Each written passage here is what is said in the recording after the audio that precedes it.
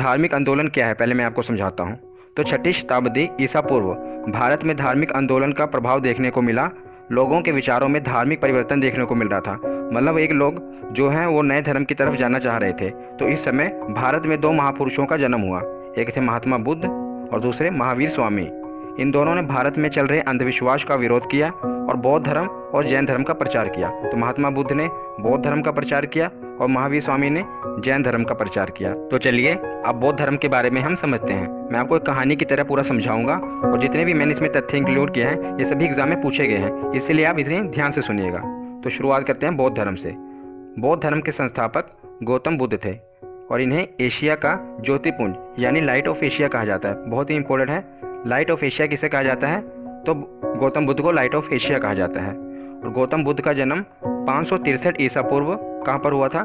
कपिल वस्तु के लुम्बिनी नामक स्थान पर हुआ था। तो याद रखिएगा 563 ईसा पूर्व में कपिल वस्तु के लुम्बिनी नामक स्थान पर हुआ था गौतम बुद्ध का जन्म। और इनके पिता का नाम शुद्धोधन था, माता का नाम माया देवी था। ये भी इम्पोर्टेंट है।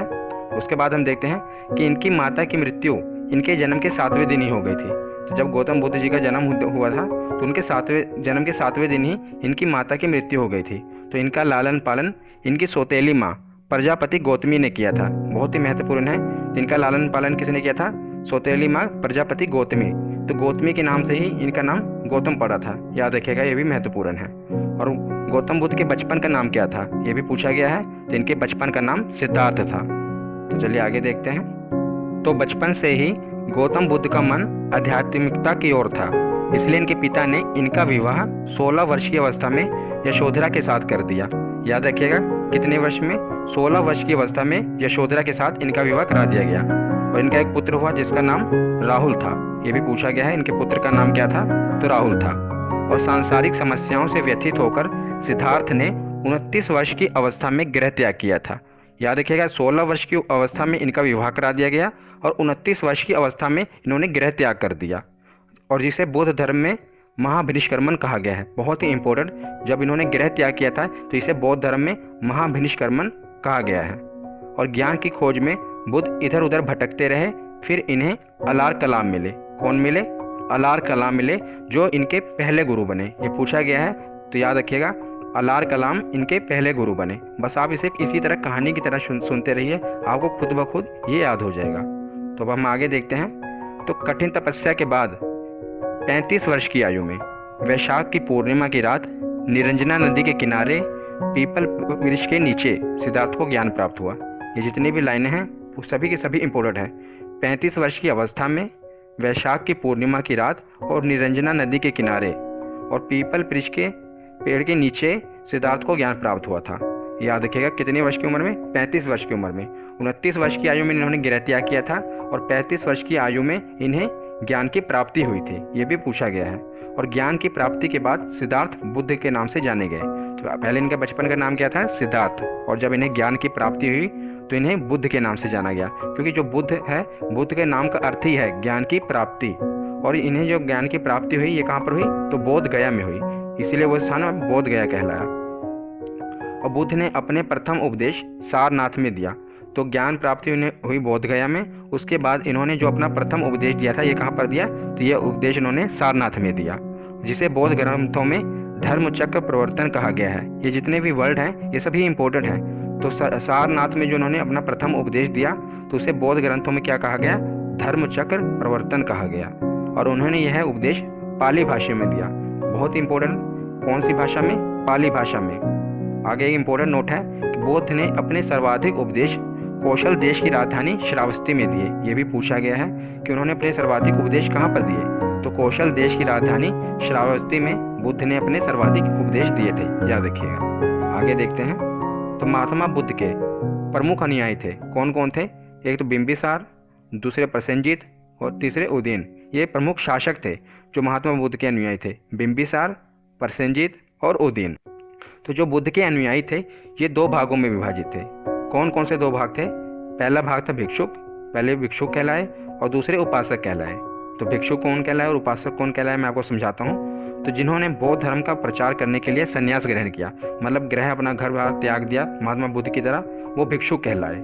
और उपासक जिन्होंने ग्रह नहीं त्यागा, मतलब ग्रह से जीवन व्यतीत करते हुए बौद्ध धर्म को अपनाया, वो उपासक कहलाए। तो अब याद रखिएगा, बौद्ध धर्म के अनुयायी कितने भागों में विभाजित थे? भिक्षुक और उपासक।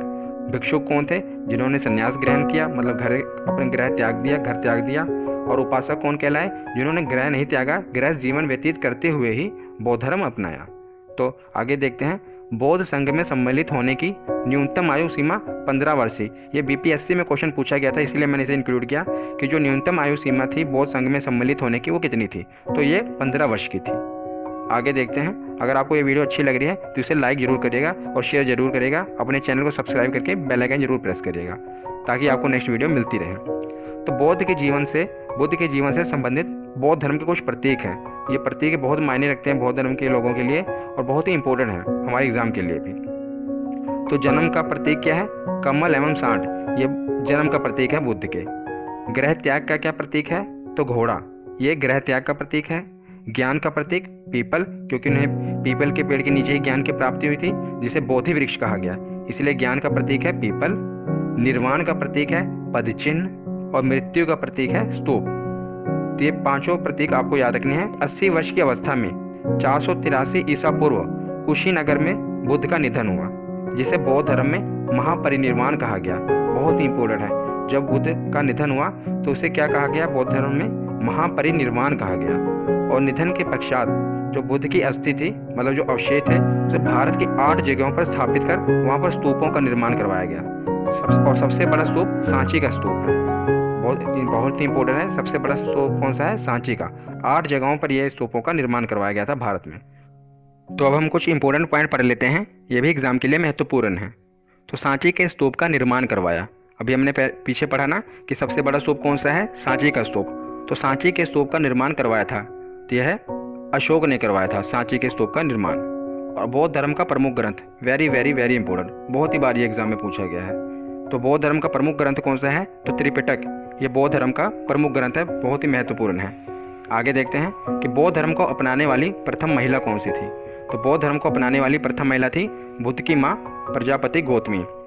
तो जिन्होंने महात्मा बुद्ध का लालन पालन किया था, तो प्रजापति गौतमी ही बौद्ध धर्म को अपनाने वाली प्रथम महिला थी। और बौद्धों का सबसे पवित्र त्यौहार कौन सा है? तो वैशाखी पूर्णिमा। वैशाखी पूर्णिमा क्यों? पीछे मैंने आपको बताया था ना कि वैशाखी पूर्णिमा के ही रात को महात्मा बुद्ध को ज्ञान की प्राप्ति हुई थी पीपल के वृक्ष के नीचे, इसीलिए वैशाखी पूर्णिमा का दिन बौद्धों का सबसे पवित्र त्यौहार है, याद रखिएगा। तो जैसा कि बौद्ध धर्म में मैंने आपको बताया था कि 6ठी शताब्दी ईसा पूर्व भारत में धार्मिक आंदोलन का प्रभाव देखने को मिला और लोगों के विचारों में धार्मिक परिवर्तन देखने को मिल रहा था। तो उस समय 2 ही प्रमुख धर्म थे, बौद्ध धर्म और दूसरा जैन धर्म।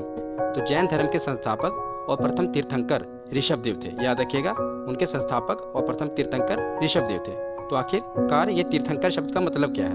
तो जो स्वयं तप के माध्यम से आत्मज्ञान प्राप्त करते हैं और जो संसार रूपी सागर से पार लगाने वाले तीर्थ की रचना करते हैं, उन्हें तीर्थंकर कहा जाता है। ठीक है, अब हम पढ़ते हैं प्रमुख जैन तीर्थंकर और उनके प्रतीक चिन्ह, क्योंकि ये एग्जाम में पूछे जाते हैं। तो याद रखिएगा, जैन धर्म में कुल 24 तीर्थंकर हुए थे। कितने? 24 तीर्थंकर। पर हमें पढ़ने हैं 3 ही तीर्थंकर के बारे में, क्योंकि यही तीनों पूछे जाते हैं, पहले, 23वें और 24वें। तो पहले तीर्थंकर कौन थे? ऋषभदेव थे, जो जैन धर्म के संस्थापक थे और इनका प्रतीक चिन्ह है सांड, याद रखिएगा। और 23वें तीर्थंकर थे पार्श्वनाथ, इनका प्रतीक चिन्ह है सर्प यानी कि सांप।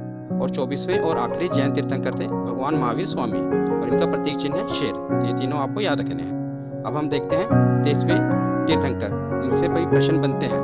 तो जैन धर्म के 23वें तीर्थंकर पार्श्वनाथ थे और इन्हें झारखंड के सम्मेद शिखर पर ज्ञान की प्राप्ति हुई थी। ये क्वेश्चन पूछा गया कि इन्हें कहाँ पर ज्ञान की प्राप्ति हुई थी? तो झारखंड के सम्मेद शिखर पर इन्हें ज्ञान की प्राप्ति हुई थी। और ज्ञान प्राप्ति के बाद इन्होंने कुल 4 नियम बताए थे, जिसे जैन धर्म में चतुरायन धर्म कहा गया है। और ये 4 नियम थे। पहला नियम था हिंसा ना करना, दूसरा सदा सत्य बोलना, तीसरा चोरी ना करना और चौथा संपत्ति ना रखना। अब हम देखते हैं जैन धर्म के 24वें और अंतिम तीर्थंकर भगवान महावीर स्वामी जी के बारे में। तो जैन धर्म के 24वें और अंतिम तीर्थंकर भगवान महावीर स्वामी हैं, जिन्हें जैन धर्म का वास्तविक संस्थापक कहा जाता है। याद रखिएगा, जब पूछा जाए कि जैन धर्म के संस्थापक कौन थे, तो वो पहले तीर्थंकर ऋषभदेव थे। पर यह पूछा जाए कि जैन धर्म के वास्तविक संस्थापक कौन थे, तो याद रखिएगा, वे भगवान महावीर स्वामी थे। अब हम भगवान महावीर स्वामी जी के सांसारिक जीवन के बारे में पढ़ते हैं। तो भगवान महावीर स्वामी का जन्म 540 ईसा पूर्व कुंड ग्राम के वैशाली जिले में हुआ था। याद रखिएगा, ये जो इनकी जन्म तिथि है, मतलब कि 540 ईसा पूर्व, इसमें विवाद है कुछ लोगों का कहना है कि इनका जन्म 599 ईसा पूर्व हुआ था, पर इतिहासकारों का मानना है कि इनका जन्म 540 ईसा पूर्व ही हुआ था। तो हम जो इतिहासकारों का मानना है उसी के बारे में पढ़ेंगे, और यही एग्जाम के में आपके पूछा जाता है कि उनका जन्म कब हुआ था। तो याद रखिएगा 540 ईसा पूर्व कुंडग्राम के वैशाली जिले में हुआ था। अब हम इनके पिता माता के बारे में देख लेते हैं, क्योंकि डायरेक्ट 1 नंबर का सवाल ये पूछ लिया जाता है। तो महावीर स्वामी जी के पिता का नाम था सिद्धार्थ और उनकी माता का नाम था त्रिशला, और इनके एक भाई थे, इनका नाम था नंदीवर्धन, और महावीर स्वामी जी की पत्नी का नाम था यशोदा, और इनकी एक पुत्री हुई थी, उनका नाम था प्रियदर्शनी, और प्रियदर्शनी का विवाह हुआ था जमाली के साथ। तो भगवान महावीर स्वामी जी के दामाद कौन थे? जमाली थे। और याद रखिएगा महावीर स्वामी जी के बचपन का नाम वर्धमान। आध्यात्मिक जीवन के बारे में, तो महावीर स्वामी जी ने 30 वर्ष की उम्र में माता पिता की मृत्यु के पश्चात अपने बड़े भाई नंदीवर्धन से अनुमति लेकर संन्यास जीवन को स्वीकारा था। और ये आगे बहुत ही महत्वपूर्ण है कि 12 वर्षों की कठिन तपस्या के बाद महावीर स्वामी जी ने ऋजुपालिका नदी के तट पर साल वृक्ष के नीचे तपस्या करते हुए ज्ञान की प्राप्ति हुई, और इस ज्ञान की प्राप्ति को जैन धर्म में कैवल्य कहा गया। तो इसकी एक एक लाइन महत्वपूर्ण है। ये पूछा गया है कि महावीर स्वामी जी को कहाँ पर ज्ञान की प्राप्ति हुई। तो याद रखिएगा ऋजुपालिका नदी के तट पर और साल वृक्ष के नीचे इन्हें ज्ञान की प्राप्ति हुई, और ज्ञान की प्राप्ति को क्या कहा गया? तो कैवल्य कहा गया। तो उसी समय जब इन्हें ज्ञान की प्राप्ति हुई तो इन्हें अरहत, जिसका मतलब है पूज्य, निर्ग्रंथ, बंधनहीन और जिन यानी कि विजेता कहलाए, और इनके अनुयायी जैन कहलाए। और महावीर स्वामी जी ने अपने उपदेश जो है वो प्राकृत भाषा में दिए हैं। ये पूछा गया है कि उन्होंने अपने उपदेश किस भाषा में दिए हैं। तो याद रखिएगा प्राकृत भाषा में इन्होंने अपने उपदेश को दिया है, और इन्होंने अपना पहला उपदेश राजगीर में दिया और अंतिम उपदेश पावापुरी में दिया। तो जब ज्ञान प्राप्ति हुई महावीर स्वामी जी को तो इन्होंने कुल 5 नियम बताए। इससे पहले हमने पढ़ा था कि जो 23वें तीर्थंकर थे पार्श्वनाथ, उन्हें जब ज्ञान की प्राप्ति हुई थी तो उन्होंने 4 नियम बताए थे, और महावीर स्वामी जी ने कुल 5 नियम बताए, जिसे पंचायन धर्म कहा गया। बस इन्होंने एक धर्म और एक नियम ऐड कर दिया, बाकी जो 4 नियम थे ये वही जो पार्श्वनाथ जी ने बताए थे वही है, बस इन्होंने ब्रह्मचर्य जोड़ दिया। तो हमें याद रखना है, पहला हिंसा न करना, दूसरा सादा सत्य बोलना, तीसरा चोरी न करना, और चौथा संपत्ति न रखना। ये तो पार्श्वनाथ जी ने भी बताए थे, पर इन्होंने एक और जोड़ दिया जिसे ब्रह्मचर्य कहा गया। तो ये पंचायन धर्म था जिसे महावीर स्वामी जी ने ज्ञान प्राप्ति के बाद बताया। अब महावीर स्वामी जी ने त्रिरत्न दिए, ये भी बहुत महत्वपूर्ण है, ये भी पूछे गए हैं। तो पहला है सम्यक दर्शन, दूसरा है सम्यक ज्ञान, और तीसरा है सम्यक आचरण। जैन धर्म है उसमें ईश्वर की मान्यता नहीं है, पर जैन धर्म में आत्मा की मान्यता जरूर है। तो ये आत्मा को मानते हैं पर इसमें ईश्वर की मान्यता नहीं है। और महावीर स्वामी जी भी पुनर्जन्म और कर्मकांड में विश्वास करते थे। मतलब जो जैन धर्म के अनुयायी हैं ये पुनर्जन्म में तो विश्वास करते हैं, पर इनकी ईश्वर में मान्यता नहीं है, ये आत्मा को मानते हैं। और उसके बाद हम देखते हैं कि 72 वर्ष की आयु में महावीर स्वामी जी की मृत्यु, जिसे निर्वाण कहा गया, 468 ईसा पूर्व बिहार के राज्य पावापुरी में हो गई। तो याद रखिएगा कब हुई थी? 468 ईसा पूर्व कहाँ पर हुई थी? तो पावापुरी में हुई थी। उसके बाद हम देखते हैं जब भगवान महावीर स्वामी जी का निर्वाण हो गया तो उनके 2 प्रमुख अनुयायी थे, बहुत ही महत्वपूर्ण है। पहले स्थूलभद्र और दूसरे भद्रबाहु, ये महावीर स्वामी जी के 2 प्रमुख अनुयायी थे।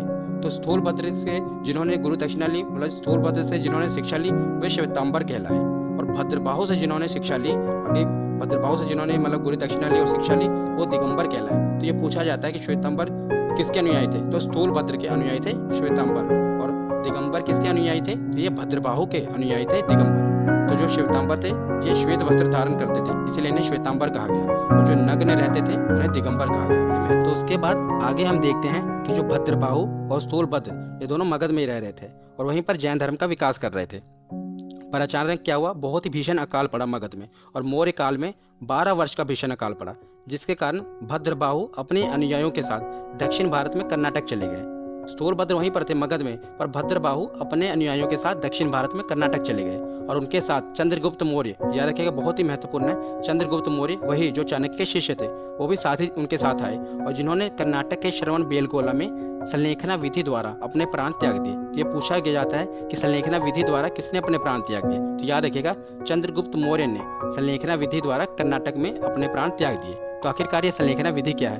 तो ये संलेखना विधि जो है जैन धर्म में मतलब मुक्ति पाने की एक विधि है, जिसमें क्या किया जाता है? बहुत ही कठिन तपस्या है जिसमें अन्न और जल को त्याग दिया जाता है और अपने शरीर को कष्ट देकर खत्म कर दिया जाता है। तो ये एक संलेखना विधि है जिसमें मुक्ति प्राप्त होती है जैन धर्म के अनुसार। उसके बाद हम देखते हैं कि जैन धर्म के प्रचार के लिए 2 जैन संगतियां हुई। तो देखा क्या गया कि जब महावीर स्वामी जी का निर्वाण हो गया तो उसके बाद जो था जैन धर्म में काफी मतलब विवाद हो गया, जैन धर्म का खत्म हो रहा था, उसके लिए फिर क्या किया कि संगतियाँ बुलाई गई। तो जो पहली संगति थी ये सूरभद्र ने बुलाई, दूसरी संगति, ये बस आपको दो ही याद रखनी है कि दो जैन संगतियाँ हैं, पहली पाटलिपुत्र में और दूसरी वल्लभी गुजरात में, और ये 6ठी शताब्दी यानी कि 600 ईस्वी में। देखिए आप कितना डिफरेंस आ गया, पहली 300 ईसा पूर्व में हुई और दूसरी 600 ईस्वी में हुई, मतलब कि 900 सालों का डिफरेंस। ये ईसा पूर्व है और ये ईस्वी है। इसीलिए देखा गया कि जो ये भी एक कारण था कि जैन धर्म का इतना विकास नहीं हो पाया, क्योंकि जो जैन संगतियाँ थी उसमें भी इतना लेट हो गई। जैन संगतियाँ क्या थी, जिसमें सबको बुलाया जाता था और जैन धर्म के बारे में बताया जाता था, पर उसमें इतना लेट हो गया कि 900 साल लग गए दूसरी जैन संगति में। इसलिए जैन धर्म का इतना विकास नहीं हो पाया जितना कि बौद्ध धर्म का विकास हो गया। और दूसरे जो जैन संगति थे इसमें अध्यक्ष कौन थे, तो क्षमा श्रवण ये पूछे जाते हैं। तो आखिर में हम देखते हैं प्रमुख जैन मंदिर जिनसे हमारे एग्जाम में प्रश्न बनते हैं। तो पहला, मौर्य काल में मथुरा जैन धर्म का प्रमुख केंद्र था। तो मथुरा में बहुत से जैन धर्म के मंदिर हैं, क्योंकि उस समय ये जैन धर्म का प्रमुख केंद्र था। और मथुरा जो कला है ये भी संबंध किससे है, जैन धर्म से है। मथुरा कला का संबंध भी जैन धर्म से है। आपने सुनी ना मथुरा कला, गंधार कला, तो जो मथुरा कला है इसका संबंध जैन धर्म से है। और दूसरा पॉइंट देखते हैं, तो कर्नाटक के चामुंड शासकों ने श्रवण बेलगोला में विशाल बाहुबली की मूर्ति, जिन्हें गोमेश्वर भगवान की मूर्ति कहा जाता है, का निर्माण करवाया था। ये पूछा जाता है किसने करवाया था, याद रखिएगा चामुंड शासकों ने करवाया था। और कहाँ पर करवाया था, तो श्रवण बेलगोला, वहीं पर जहाँ पर चंद्रगुप्त मौर्य ने संलेखना विधि द्वारा अपने प्राण त्यागे थे, वहीं पर बाहुबली की मूर्ति, आप देख रहे हैं ये बाहुबली की मूर्ति है, जिन्हें भगवान गोमेश्वर की मूर्ति कहा जाता है, उनका निर्माण करवाया। और तीसरा पॉइंट देखते हैं, तो मध्य प्रदेश में चंदेल शासकों ने खजुराहो में जैन मंदिरों का निर्माण करवाया। तो ये जो खजुराहो के मंदिर है तो ये तो विश्व प्रसिद्ध है, ये यूनेस्को के हेरिटेज साइट में भी है। तो याद रखिएगा खजुराहो के जो जैन मंदिर है इनका निर्माण कहाँ पर है, मध्य प्रदेश में चंदेल शासकों ने करवाया था। और आखिर में देखते हैं, ये भी बहुत महत्वपूर्ण है कि राजस्थान के माउंट आबू में जो दिलवाड़ा के जैन मंदिर है ये भी काफ़ी मशहूर है। तो ये क्वेश्चन बनता है कि जो दिलवाड़ा के जैन मंदिर है यहाँ कहाँ पर है, तो राजस्थान नहीं होता ऑप्शन में होता है माउंट आबू। तो याद रखना आपको कि जो राजस्थान में है वहाँ के माउंट आबू में जो दिलवाड़ा के प्रसिद्ध जैन मंदिर है। तो आज की ये वीडियो यहीं पर खत्म होती है। आशा करता हूँ आपको पसंद आई होगी। कैसे लगी आपको ये वीडियो कमेंट सेक्शन में जरूर बताना। धन्यवाद।